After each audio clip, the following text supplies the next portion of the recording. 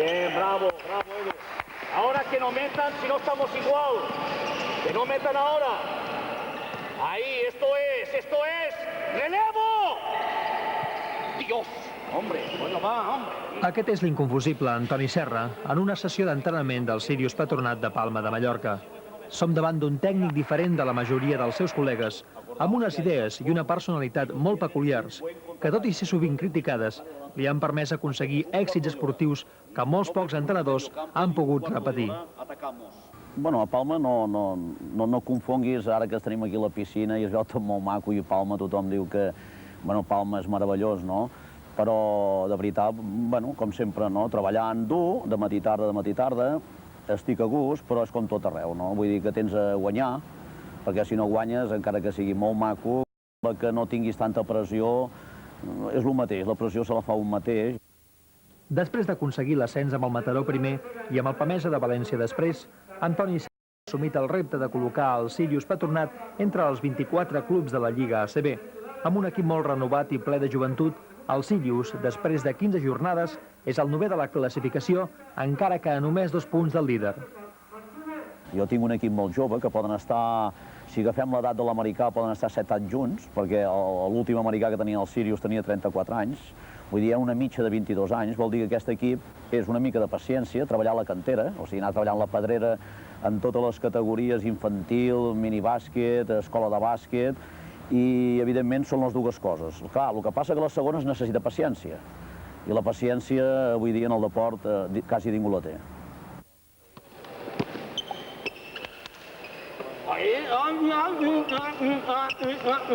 A Palma, Antoni Serra, a més de dirigir l'equip, poleix el joc dels jugadors joves, encara que siguin nord-americans.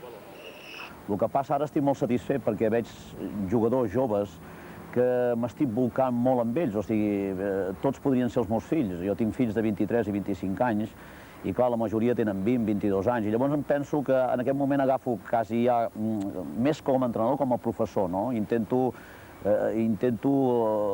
amb un esforç per la meva part interessant, no? Estic descobrint unes coses per mi molt maques, que és, m'estic buidant d'una manera amb tots aquests nanos perquè ells el dia de demà, l'any que ve, puguin anar, si no es poden quedar en el Sírius Patronat, poden anar amb un equip millor i si jo els he pogut ensenyar alguna cosa, me sentiré molt satisfet.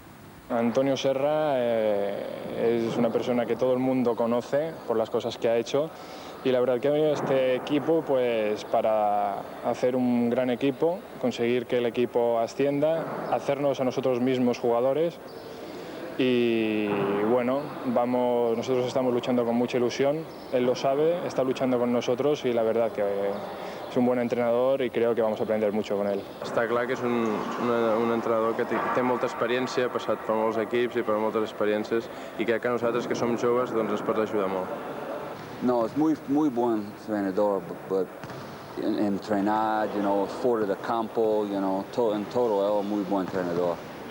Prop de 6 temporades al Palau Blaugrana, amb 2 lligues i 4 copes guanyades, marcaran sempre més la trajectòria esportiva d'aquest mataroní, encara que molts interrogants no seran mai aclarits. Per exemple, va treure Serra tot el suc de la generació dels Epi, Solozábal i tants d'altres? O circumstàncies extraesportives van perjudicar el Barça d'aquells anys?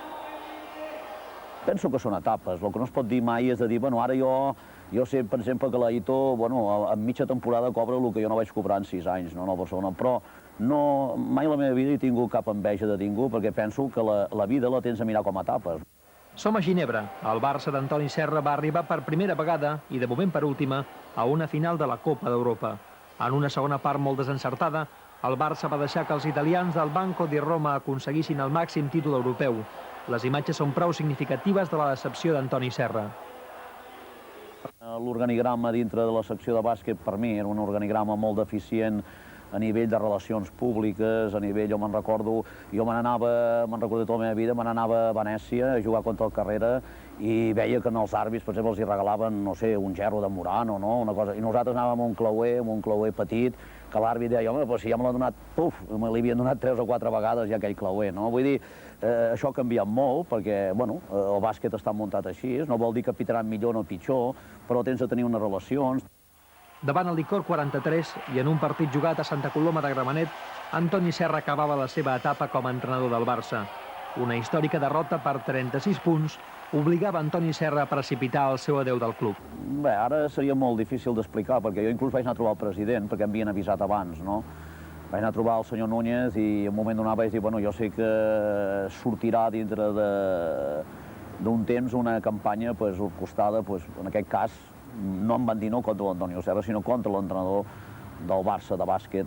És molt difícil d'explicar, ni se'n creuria, ni tampoc ho vull treure en aquest moment, perquè com em vaig anar no vaig dir mai res, ara potser la primera vegada que ho comento una miqueta, però pararé aquí, no diré res més. Però el que sí és cert que a mi el que no em molesta massa és quan la gent critica l'Antonio Serra. El que realment em costa molt de pair és quan realment es diuen mentides, no? La lliga aconseguida per Serra amb el Joventut ha estat últimament motiu de polèmica per una carta de Francesc Airó, vicepresident de la Penya, publicada a l'Eco badalonès, en la que dubtava de la legitimitat d'aquell títol. El senyor Antoni Serra va dir que si d'ell depengués, el Joventut jugaria a segona divisió. Ara sap i es permet dir-nos el que cal fer per ser campions. Confio que no sigui de la mateixa manera com ell va aconseguir-ho. Bueno, és que tornem a ser allà mateix. No la va guanyar l'Antonio Serra. Jo sóc l'entrenador d'un equip, però el que em molesta realment de la persona que ve, perquè les persones com enronen, es tenen d'enronar i es tenen de demostrar coses, no? A més, si és una persona que realment és una persona del mateix club, i, bueno, és una cosa que jo penso que no té cap fonament de cap classe. A 50 anys, Antoni Serra medita sobre el seu futur esportiu.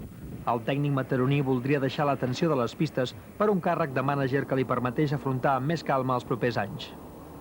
Bueno, jo la primera vegada que ho dic, en un mitjà d'informació, no? Jo em vaig posar una idea a mi mateix, una etapa, no? Penso que les vides són etapes, i jo em vaig dir que volia entrenar, bueno, fins als 50 anys, no? 50 anys els vaig fer el mes passat, i, bé, és una resposta que me la tinc de donar en el final de la temporada. Mentre es planteja el futur, Antoni Serra no perd el costum de saborir els plaers de la gastronomia mallorquina, encara que el cava és el veritable punt dèbil d'Antoni Serra, com ho demostren aquestes imatges del seu celler barceloní, on guarda una ampolla de cava per cada un dels èxits aconseguits amb el Barça. Potser, ben aviat, els podrà començar a saborir de veritat, ampolla a ampolla, copeta a copeta.